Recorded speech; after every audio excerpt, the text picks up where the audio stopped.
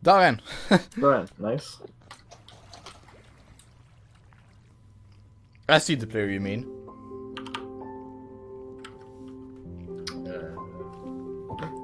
Gemini, eller Kappe i ditt fall. Yes, take care. It has reached a higher level now. You can read our thoughts. That doesn't matter. It thinks we are part of the game. I like this player. He played well. He did not give up. It's reading our thoughts as though they were words on a screen. That is how it chooses to imagine many things, when it's deep in the dream of a game. Words make a wonderful interface, very flexible and less terrifying than staring at the reality behind the screen. They used to hear voices before players could read. Back in days when those who did not play called the players witches and warlocks. And players dreamed they flew through the air on sticks powered by demons. What did this player dream? This player dreamed of sunlight and trees, of fire and water. It dreamed it created, and it dreamed it destroyed. It dreamed it hunted, and was hunted. It dreamed of shelter. Huh. The original interface. 1,000,000 years old, and it still works. But what true structure did this player create in the reality behind the screen? He worked with 1,000,000 others to sculpt the true world in a fold of the... Oh no! and created a... for... in the... It cannot read that thought. No, it has not yet achieved the highest level. That it must achieve in the long dream of life, not the short dream of a game. Does it know that we love it? That the universe is kind? Sometimes, through the noise of its thoughts, it hears the universe, yes. But there are Vad fan är det ni times sitter och läser upp? in the long dream, it creates worlds that have no summer, and it shivers under a black sun, and it takes its sad creation for reality. Det här är end screen of Minecraft. To cure it of sorrow would destroy it. The sorrow is part of its own private task. We cannot interfere. Sometimes, when they are deep in dreams, I want to tell them they are building true worlds in reality. Sometimes I want to tell them of their importance to the universe. Sometimes, when they have not made a true connection in a while, I want to help them to speak the word they fear. It reads our thoughts. Sometimes I do not care. Sometimes I wish to tell them this world you take for the truth is merely and I wish to tell them that they are in the they see so little of reality in their long dream. And yet, they play the game. But it would be so easy to tell them. Too strong for this dream. To tell them how to live is to prevent them living. I will not tell the player how to live. The player is growing restless. I will tell the player a story. But not the truth. No, a story that contains the truth safely in a cage of words. Not the naked truth that can burn over any distance. Give it a body, again. Yes, player. Use its name. Gemini, eller Kappe, player of games. Good. Take a breath now. Take another. Feel air in your lungs. Let your limbs return. Yes, move your fingers. Have a body again. Under gravity. In air. Respawn in the long dream. There you are. Your body touching the universe again at every point.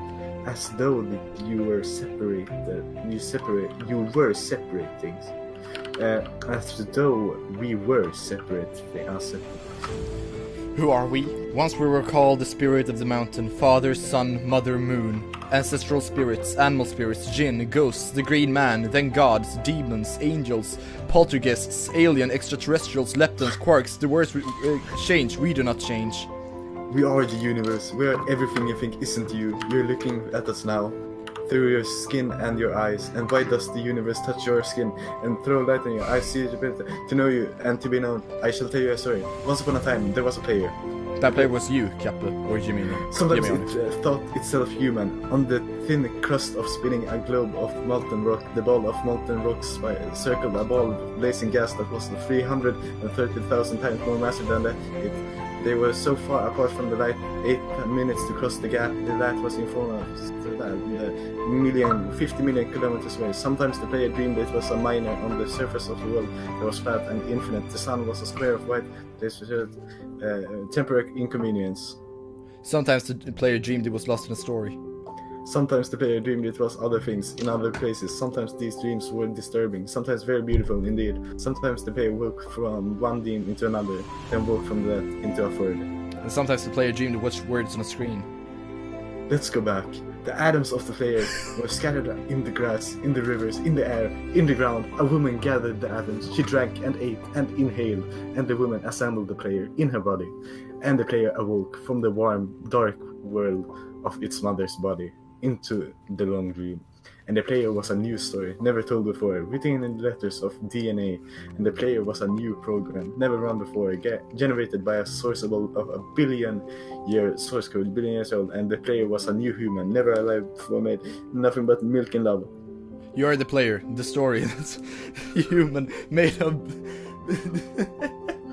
Let's go further back. The 7 billion atoms of the player's body were created long before this game, in the heart of a star. So the player too is information from a star, and the player moves through a story, which is a forest of information planted by a man called Julian, and a flat infinite world created by a man called Marcus. The universe is created by... Just sometimes the player created a small private world that was soft and warm and simple, sometimes hard and cold, complicated, sometimes metal of moving through vast with those flakes, electrons and protons.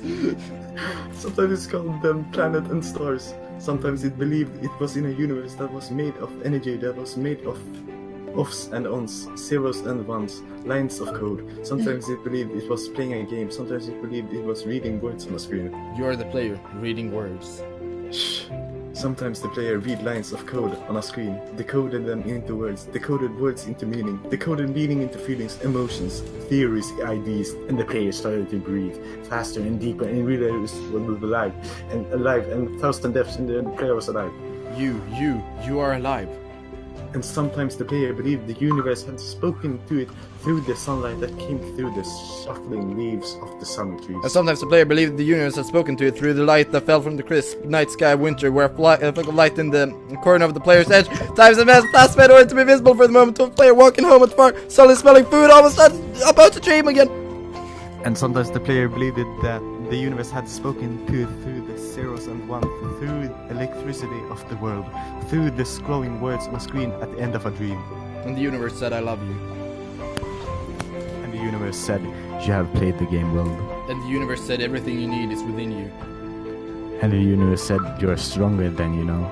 And the universe said that you are the daylight. And the universe said that you are the night.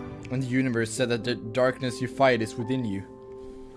And the universe said that the light you seek is within you.